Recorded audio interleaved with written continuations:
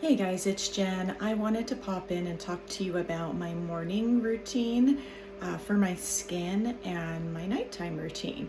So what I've been doing for years, because I had really bad skin issues, I have been using Immortelle on my skin morning and night after I wash my face. So Immortelle is an amazing oil. So what I do is I roll a little bit on my finger and apply it to my whole face, okay?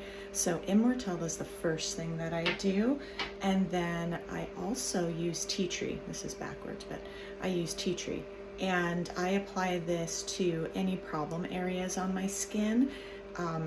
I apply it topically without dilution. Some people may need dilution, but I have applied it topically just straight like this. So I use these two oils, Immortelle and tea tree, twice a day, morning and night. And then when I go to bed at night, right before I go to sleep, while I'm in bed, I take my Helichrysum touch and I apply this to my skin as well. Helichrysum is an amazing oil. It's really good for, they call it liquid stitches, but it's just really good for your skin. It soothes, it really penetrates within, and it heals and supports any necessary skin damage or skin issues you may have. And I have seen great results with these three oils together. So just wanted to share that little tip with you.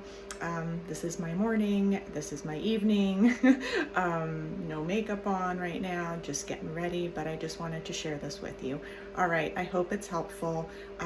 Let me know if you use these oils in your daily routine, and if not, it'd be awesome to hear if you do and how you think of it. I've been using it for years, so consistency with oils is the key. So little goes a long way, but consistency is key. So when I had all the scarring on my face from my blemishes, it took months for it to go away using Immortelle, tea tree, and Helichrysum. But as you can see, the scarring is pretty much gone, and here we are. So I continue this routine because it's an amazing routine. My skin feels amazing. And I just wanted to share that with you. Hope that helps someone. Take care. Bye-bye.